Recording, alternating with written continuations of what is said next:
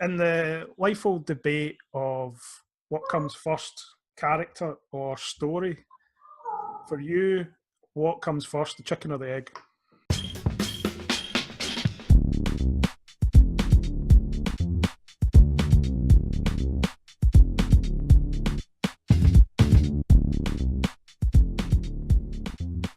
Hello and welcome.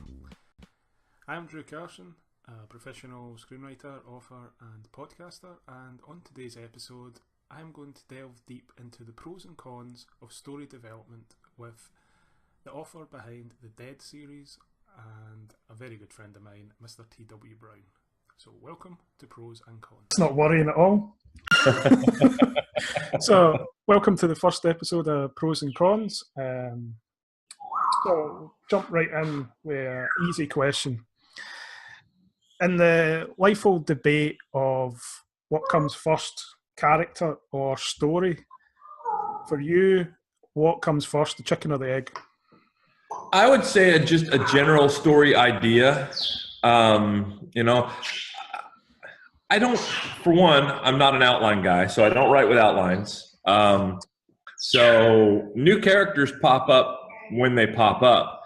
And I have no idea when they first appear if they're going to be around for a few pages or if they're in and out. So I usually have an idea of the general story that I'm going to write first, and then it starts becoming populated. So, create the world and then put a couple of people on it and then slowly build it from there. Yeah. For me, a lot of the time, it's the concept, the overall concept of a story. I have like an idea, or I have the idea of like one scene, and then it's like build it out from there. But it's always somehow comes back to, if the character's not fully formed when I start writing it, I hit stumbling blocks along the way, especially when I'm writing screenplays. You kind of find the character in the dialogue in a screenplay. Yeah. And you write a lot of wasted pages finding them. It's really the same in a book. I mean, when I go into it, I'll have an idea of an archetype of what sort of character I'm creating, but then a situation will arise and I'll be like, okay, is this going to be in his wheelhouse or is this going to be a stumbling block for him? And so he kind of develops over time. Any of my characters that I write, I generally try to write them as, because of writing the zombie stuff, I don't write military super types and I don't write MacGyvers with all the answer types. I write basically the people like you and I that are going to screw up 100 times and get it right once. Yeah. But I really never know what their skill set is going to include until I start going. And then something will come up and I'll say, you know what, this will be more fun to make them struggle through it than it will be for him to know what he's doing. And so then that develops what his abilities are as we go along. Yeah, I think when you read a book and the character knows the answers the whole way through, it's kind of like watching a Steven Seagal movie where there's like no drama whatsoever involved. Or acting. Yeah, or acting. And you're kind of just waiting for his stunt double to start hitting people because he's off having another milkshake or something in the corner. Yeah, that's, and that was what was funny is, as my zombie stuff got, further and further into the story, the Z word would become less and less prevalent, it just, because early on, the zombie thing is the big driving point of the story, but how many times can you describe somebody being ripped apart? You can only do that so many times. And so what I really try to make it is about, the people, both good and bad, and I try to write both, writing the villains is a little bit harder at times because you have to put things down that are maybe very counterintuitive to your own way of doing things and your own thought process. So you have to try to imagine what, somebody like a Garrett McCormick would do in this situation. Yeah. And so you have to base it on really overgeneralized what you've seen on the news type sort of ideas. But for one, I don't have all the answers. And even with any of the skill sets I do have, there's going to be so many things that I'm going to run into that I wouldn't know, which way to go.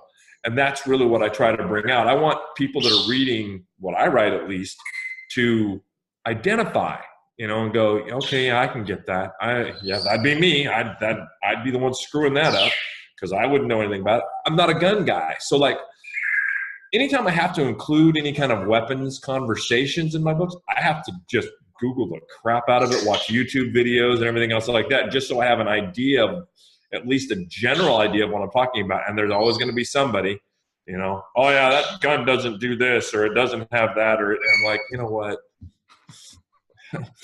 You were the guy sitting behind me in Independence Day that said that spaceship would completely change our entire lunar tide cycle. And it's a movie with Will Smith and Jeff Goldblum, for God's sakes. I mean, come on. So, and that's just it. Is as I get further and further away from the zombies, it's funny because I use Jeff Goldblum a lot as an example from Jurassic Park when they take that first tour and every one of the displays turns up to be a bust, and he kind of taps the camera and says, "So eventually you will have dinosaurs on your dinosaur park theme ride." And occasionally I'll hear his voice in my head saying, "Eventually you are going to have a zombie show up in your zombie series again, right?" Because I can go 3 chapters without one. Yeah, it's one of those things that kind of splits the Walking Dead audience. Is there's either people that really love the fact that they spend quite a lot of the time, because of budgetary reasons, developing character relationships and the tension than having a horde of zombies run around the corner every 10 minutes. Do you think it's important to ease off of moments like that and build in the tension? Otherwise, moments like that have no meaning. That wouldn't have any meaning. If they would not have had all the moments they had that made, for instance, Glenn such a beloved character, then his death would have meant nothing. I mean, it would have just been, a guy with the eye hanging out of his head, mumbling through the words, "I will find you." I mean, and you'd have gone, "Yeah, okay, come on, finish the job. Put this guy down." And it's the same. I mean, we're finally getting a little bit of a peek behind the Negan mask, which is now taking him from and I don't really want to use the phrase one-dimensional, because he's certainly not. I mean, I think he's a well fleshed out heel for a show like this.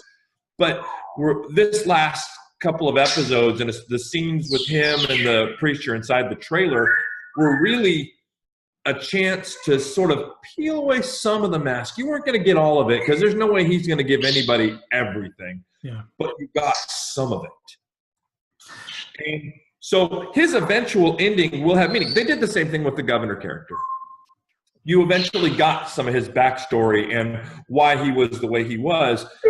So it maybe, excused some of his behavior, or at least made him somewhat more of a sympathetic character. Otherwise, you don't care. It's like pro wrestling. You just want the bad guy to eventually lose. But the reason that a business like that is so successful is because they figured out a long time ago, make the bad guy be the one that wins more times than not, because people are going to keep wanting to see the good guy persevere. Yeah. So, and I think when you do this, like the Farmhouse season, which everybody called a complete waste of time and said it was slow and it was boring, this is what set a lot of these people up for the next 2 seasons worth of who they were as people. Carol's one of my favorites. When I got that, some people hated that whole long, drawn-out episode that kind of focused on her after the action-packed season opener that year, whereas for me, it just gave me more of an insight to her and how she's changed. And I think they're important. And so I do the same thing with my own characters. I mean, I will give you what, for some people, maybe long, drawn-out scenes, but it's going to let you know who they are, so that when something does happen to them, it will have impact, And as a writer, when I get emails from people that say, "I cried," or "I laughed," or "I'm really pissed at you," I did my job. Yeah. I did what I needed to do. I took words on paper that you can find in every dictionary, and I just put them in the right order. That's all I do. That's what I tell people all the time. They go, "Well, what do you do?" Well, I write. Wow, I could never do that. I go, sure you can. They're all right there in the dictionary. It's just the order you put them in that matters. You know, I'm not creating anything new. I mean, these are all words you've used 1,000 times. You know, so I really think that you have to have a deeper, more visceral connection with characters, at least the important ones. I mean, even the minor ones, if you don't have some connection to them, then they're just red shirts. They're the Star Trek joke, Yeah. you know? And so when people read my stuff, they never know who a red shirt's going to be, you know, because there just aren't any. You know, even a minor character will become something because I will make it a point to give them a little bit of depth. And that way, when I kill them off and use them as cannon fodder or zombie fodder, at least their death had some meaning behind it, even if it's just a little bit. Yeah. You were talking about, when we were talking about the world building there, so when you, because you write serialized novels, when you're writing the first book, you know it's going to be multiple books. How do you set up that world to expand that far? I would say that I suck at writing standalones, a single standalone book, because of how much I want to pour into characters, and you can't do it in one book. And I was always the guy that in the theater, when the credits were rolling, wanted to know what happened next. Yeah. You know, then what? You know, helicopter lifting off the mall. Then what? You know, I mean, so the longer series for me is really the only way I can do things. I mean, I do these snapshot books that are supposed to be standalones that are set in the dead world. But like even this most recent one, Las Vegas, is really just an in-depth character sketch of somebody that's going to come into play in the series around book 5 or 6. So it's really just giving you some backstory on an upcoming villain. You know, I mean, you're getting sort of his take on things before he meets Evan and that story collides. And that was, you know, that was funny. That was another sort of funny aspect of that is one of the minor characters that became part of Joel's group in Snapshot Las Vegas. I got so into what I was doing with her that she really sort of stole the show when it came to being the villain. Joel's not really seen as a villain, but more as pragmatic, whereas the Deborah Allen character is just this short of pure evil. You know, and it was just like I kept getting to parts and I was like, you know what would make fun is if I made her do this, you know. So that goes back to what we talked about with, you know, fleshing them out as you go. She was just going to be a tag along, but I started making her sort of the driving force to remind people that these are the bad guys, or they will become the bad guys, because it's hard to write. That was another book that I struggled to write because the whole book is about the people that are going to be villains later. I needed to make them villains, but I needed to make the readers at least want to keep reading it. You know, you get page after page of pure evil and it will turn people off. For the most part, you will lose readers. You know, so you have to make his decisions make sense. Joel's decisions had to have a reason behind them. So I tried to build that into the story so that later on, now when you meet him, when he goes up against Evan, you're going to know why he says the things he says or does the things he does. He's not just going to be a leather jacket wearing dude that shows up with a baseball bat wrapped in barbed wire. He's going to have more to him than that. Or at least that's the hope. Yeah. For me, when you're writing the villain character, the most effective villains are always the ones that in their own head are the hero of the story. Yeah. Yeah. Yeah. Because if they didn't believe in what they were doing, then they would just be sociopathic evil. And nobody, you know, as much as people might think they do, but nobody really wants inside that. Nobody wants that door to open because they might find things in there that they identify with that they don't care for, you know, and nobody wants to have that mirror held up to them. It just, you know, villains are, I mean, unless they're extremely campy, they're hard to love, you know, but they have to see everything they do as justifiable. You know, otherwise I think you lose all their credibility. They're just bad for bad's sake. And I really honestly believe there are a few people in the world that are like that are just bad for bad's sake. I'm not saying there's not evil out there. There's plenty. But bad for bad's sake, I don't think is a norm. You know, I mean, even what somebody that's mainstream might consider an absolute wingnut. You know, you look at here over in the States, you look at people that are part of some of the more racist, prejudicial groups like the KKK and stuff like that. They feel they have a message. They feel they have a purpose. If they were just hate for hate's sake, I don't think they survived this long, but they feel they have a message. And that's what they raised their families in, and that's the culture they've become sort of genetically imbued with, to the point where it's to them normal. You know, there's a normal way of being, and they see us or mainstream people as the people that are out of touch, you know? Yeah. And that's, you know, something that you have to transfer onto paper. And whether or not you agree with how that character writes, if you don't agree with it, you have to really work hard to write it, because it has to seem believable. So you might find yourself pulling parts of your own ideologies and maybe giving them that slight warp that makes the difference between you and, you know, some extremist. You know, I mean, the reason you're not setting off car bombs is maybe separated by this much. You know, you've got a conscience for one, and you don't want somebody to be hurt, whereas the person who's doing it feels they're doing it for a cause. You know. Yeah, and that can come down to something as simple as, to them, as misguided as it is, that's what they believe. Their faith is under attack, and that's what it says they should do. Because a lot of the people that set off car bombs and bomb airplanes and things, they can't actually read the book that they pray from, because they've had education. So this is what their teachers and scholars are telling them that they're around.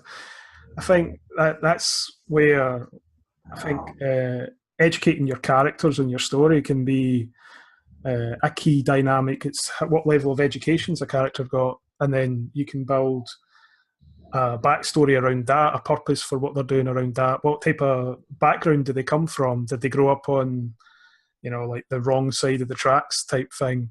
It's not, you can build upon that. It's not really ever as simple as that, because I know plenty of people that come from shiteholes in Glasgow that have went on to have great lives, and I know plenty of people that came from really nice places that have become dickheads, basically. So but it all can play together, and you can mix it all up, and you can come up with quite interesting characters from different dynamics like that. Absolutely. I mean, and you know, it's people, one of the questions that I get a lot is, you know, is this character based on you, or is this character based on you, or is this? And I have to say that you can find a single piece of me in every character that I write, for the most part. The only time that wasn't the case is when I wrote the character Garrett. If you've gone into the Dead series and you've met this guy, I had to base him on somebody else that I met. And if I wrote him, I couldn't write anything else that day, because I had to take my mind completely offline to my own person to write him. And it would take me a couple of hours to be ready, and then write it, and then a couple of hours to come out of it and to just, you know, to wash that off, you know. But for most of the characters I write, I mean, I will write little bits and pieces of my own thoughts and opinions and feelings and beliefs, and pretty much, I mean, you're shaped by that. So it's going to come out in your writing, you know. But yeah, I don't ever want to base a character on me, because, well, I don't want to look into that mirror either, you know. You know, I mean, it's just, and that's not, that to me takes away some of the creativity from it.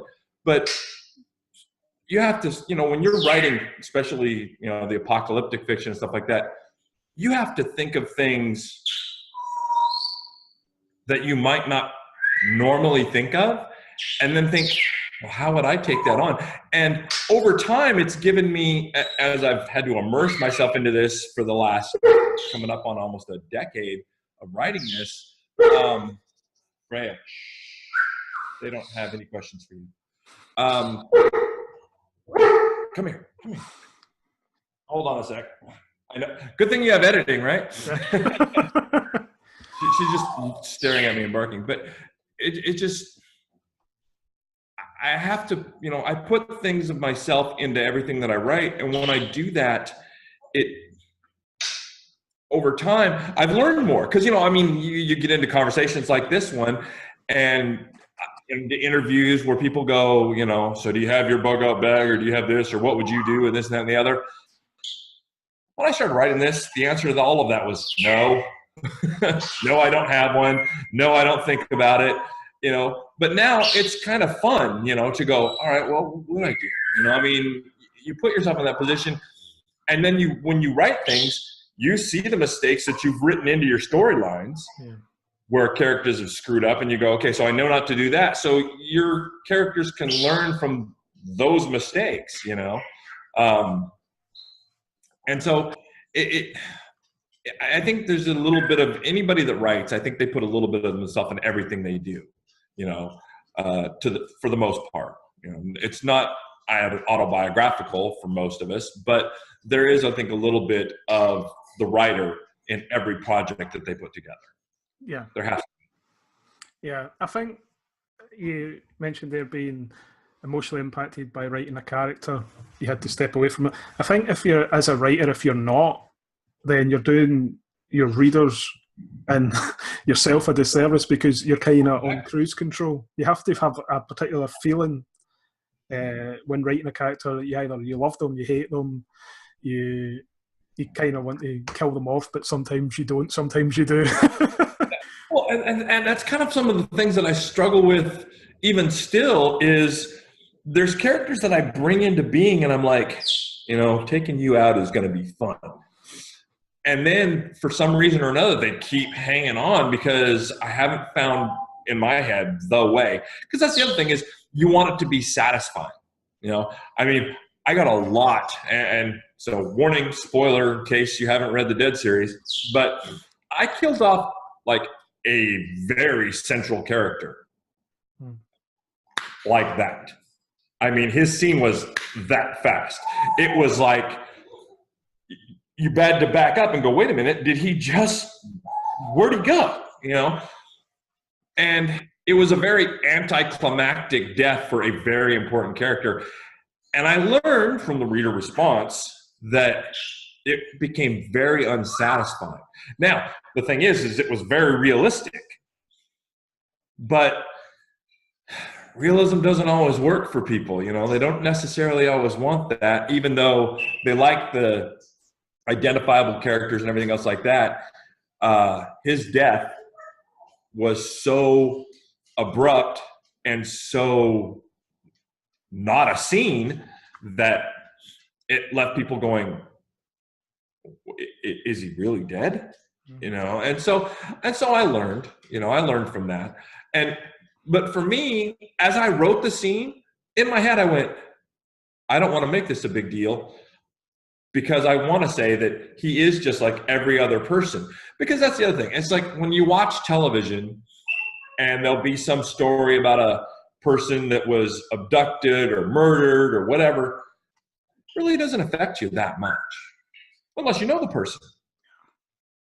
When you talk about, all these terrible storms and disasters that just happened, down in the Caribbean and in Texas and everything, we all watched it for a couple of days, and you push the button on your phone to donate to the Red Cross or do whatever it is you did to do your part, and then you forgot about it and moved on. They're still up to hearing it. Mm-hmm. If you've lost somebody close to you, the person living next door doesn't care, but you're still sunk into that despair for what may be the rest of your life or what have you. And so I made a conscious decision to make his death basically a red shirt death. It was just like, boom, boom, done. No ceremony, no long drawn out, nothing. Done. But people don't want that from a main. Whereas it can happen with, somebody who's drifted in and out of a storyline. They don't want a person that they've written 7 or 8 books with and become attached to just vanish on them like that, And So this is another one of those cases where with me as a writer, my big idea didn't necessarily pan out the way that I'd intended. You know, I wanted people to see it as fitting because I wanted him to be in every guy and have an every death. Yeah. You know? A lot of times I use this in a lot of my books. Characters will fixate on a zombie and go, I bet that person's story was huge, but they're just part of the masses now. You know, they're just part of the undead horde coming at them, but they fixate maybe on one and they wonder how they got to that point. And that's just it, is to the people that were all around each zombie you see in a movie, each one of them had a horrifically sad story. But now they're just part of the mechanism that drives the story. They have no purpose, no meaning other than you want them hit in the head so that they're done. And I learned, don't do that with the main character. That is the most tragic thing about the character of being a zombie, is you go from having this complex life to then just wandering around what seems like aimlessly, but it's for food or however people want to look at nutrients. Yeah. It becomes all about one thing. It's such a tragic end for people. I think I remember I read a script that was going around Hollywood about 10 years ago, and they were using it as a metaphor for people that had Alzheimer's. So all the zombies were, at the time, they didn't realise you could have Alzheimer's at any age, but so all the zombies were like 65, 70 and up in age. And they were like a senior citizen's FIDO. Yeah.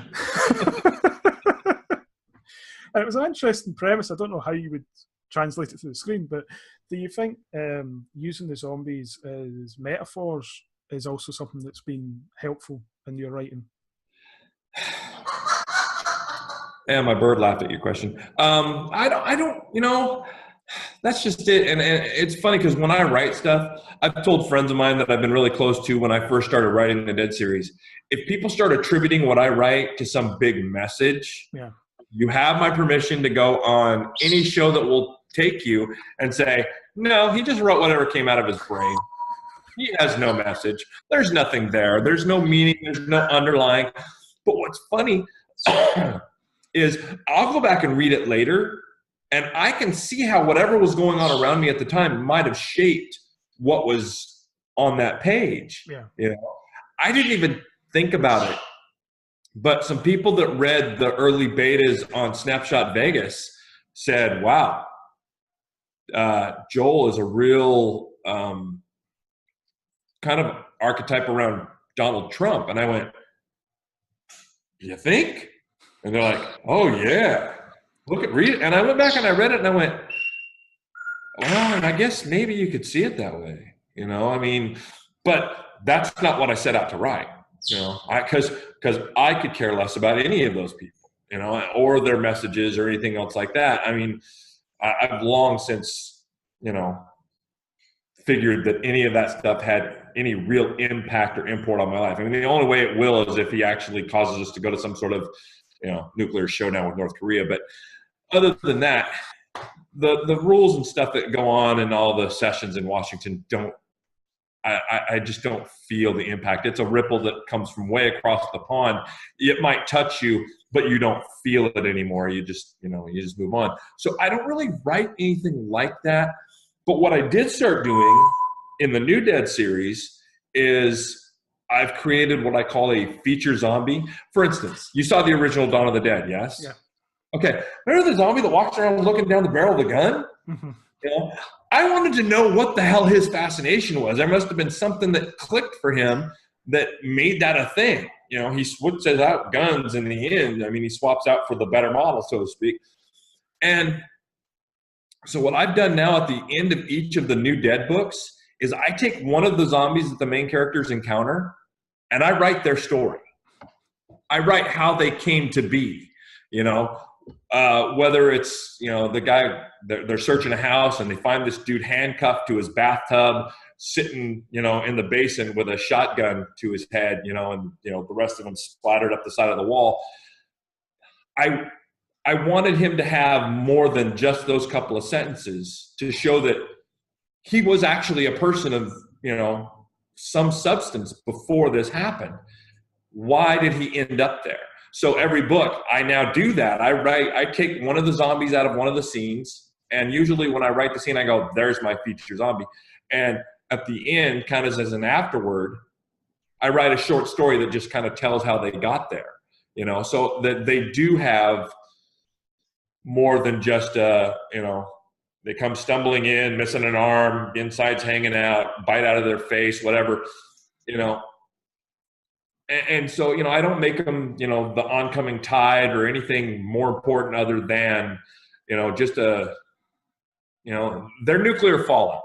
They're the modern age nuclear fallout. That's what we all were scared of in the 80s, was the big war and, you know, both sides trading off missiles and what things were going to look like afterwards. That's all they are. They're fallout. You know, they're the stuff that's now going to kill you once the bombs have stopped dropping.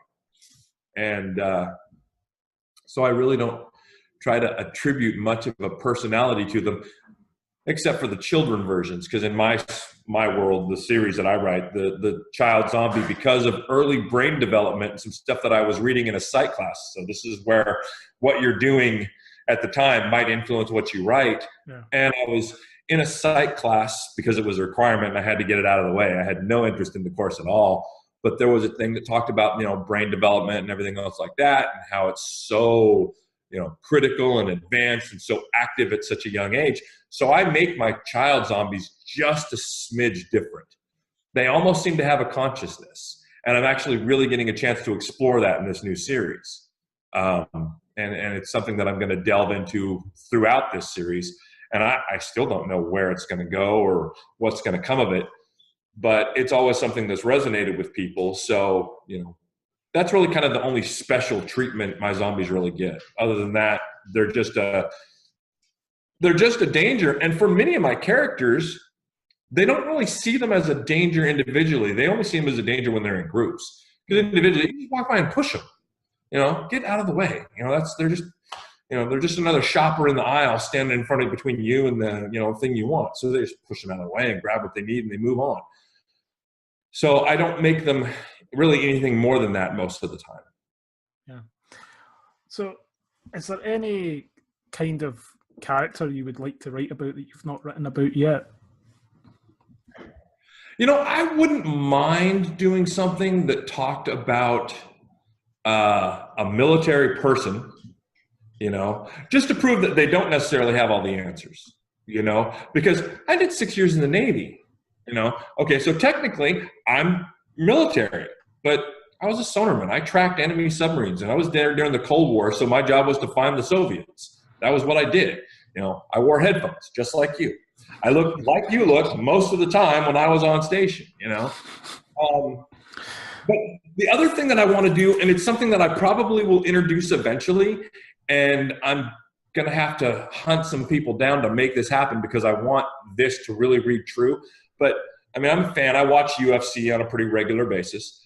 And I mean, there's 115-pound women on that I would not want to mess with. At 260 plus pounds, I'd give them whatever they ask for because they'd scare me.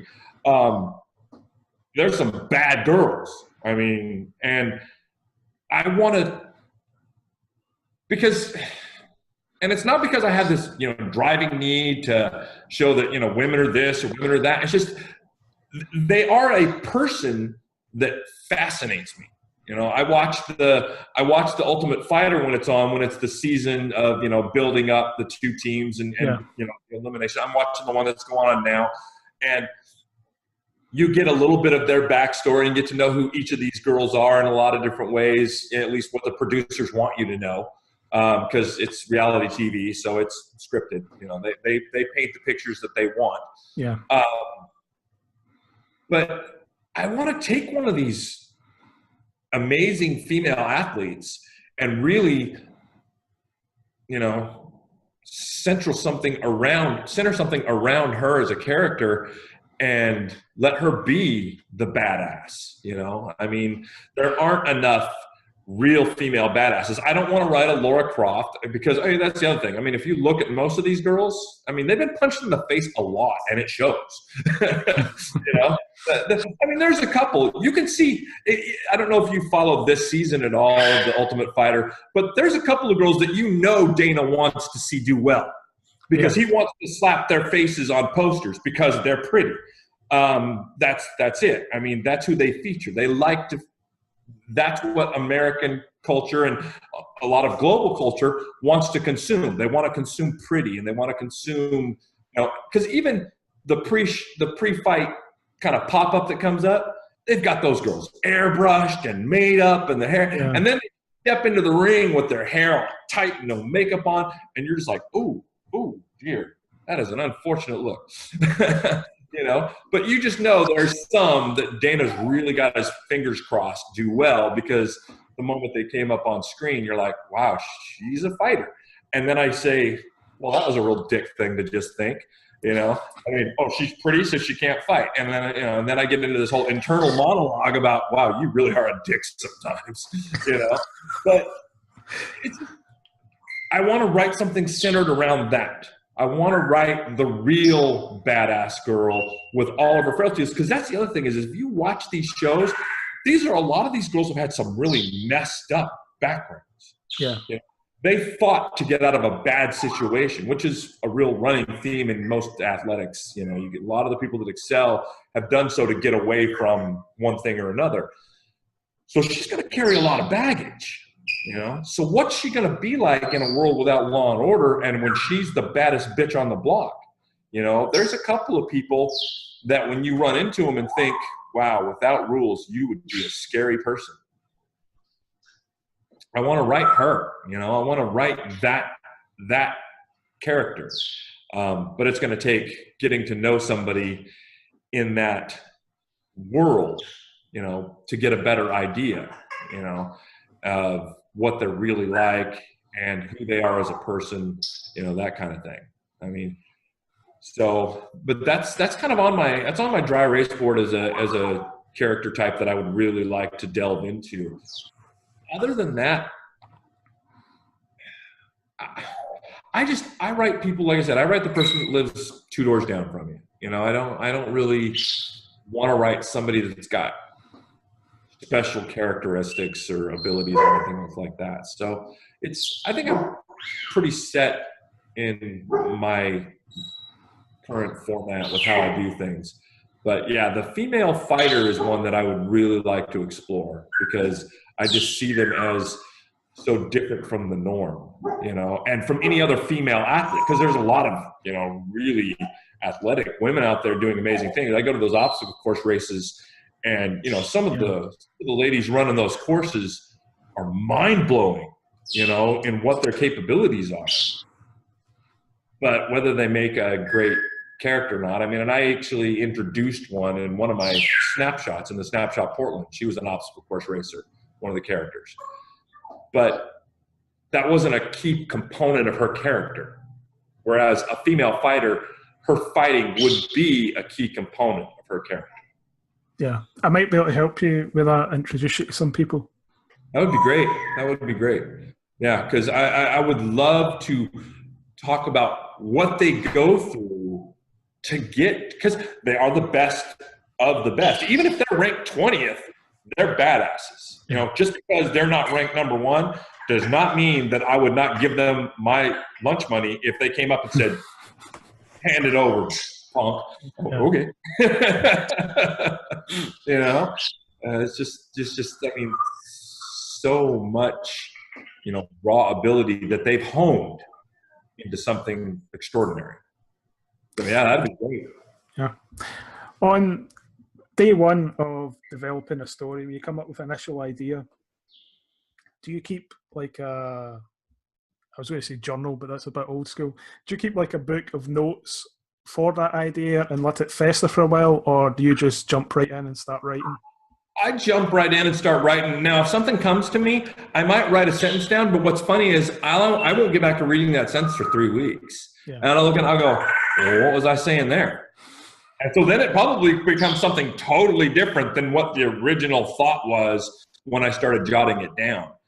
you know, when it was like, oh, you don't want to forget this, because that's what I always do. But it's just like, I'm going to put my keys someplace where I remember where they are, and then I get ready to leave and spend a half hour looking for my keys in that one place that I would put them so that I would remember, you know. So same thing with notes, but usually for me, it's just I get in and write it. I actually had a scene like that yesterday. I was trucking along, and all of a sudden I got a really good idea, but I'd hit my stopping point. And because of some of my OCD, I write in 500-word blocks. So at word 500, I was done, but that idea had just came into my head. Yeah. So I actually wrote down a dialogue line that was going to be used later to help me remember what that idea was. And then when I came back to my next writing session, sat down and I was like, I looked at it, and of course my brain was churning on that thought the whole time while I was away. So when I sat down for my next 500 words, it was like, I couldn't wait to get into it. And the words just, all of a sudden, boom, I had hit 500 again. And I'm like, I'm not done. You know, this is still going. And I'm like, oh, I got to write something else down, you know? And so it was right there by the thing. But that's really the extent of my note-taking when I write. Yeah, for me, I'll put notes in my phone, and then they'll be like 2 months later, I'll look at a note and I'll be like, what the fuck did that mean? I have my wife text me, because we'll be out someplace and I'll see something and I go, oh, how about, and she goes, yeah, that's a really good idea. I said, text me that. And so she will do that or whatever. And then when I get back to scrolling through, and what's funny is when I forget something's there, and then I have to scroll back because maybe she sent me a phone number and now I'm trying to look for that phone number or whatever. And I'll come across this random thing and be like, what is this? Oh, yeah. Oh, okay. I have no idea what I meant by that. So I guess it's not going to be part of it now. Yeah, I went through a weird phase of coming up with characters and adding them in my phone like they were contacts. And then just totally forgot about it as I was scrolling through my contacts list going, I don't know who any of these fucking people are. Well, that's just like real life for you though, isn't it, Drew? Yeah, pretty much. Who's this person? Why have they got the same last name as me? Oh. Well, it's been an absolute pleasure sitting down and talking to you, especially Absolutely. about writing, something we have very much in common. I want to sort of put you on the spot here while we're talking about writing. After a terrible ordeal that I went through with Zomblog and this guy that was going to, you know, anyway, I handed it off to you. So what do you think? What are you going to do with this? I see quite a few options with this. So I'm in the process of developing it as a television pilot. Nice. I'm also developing, I have an idea for how it could work as an audio play, just to get it out there as like a pilot for a television pilot, if you know what I mean.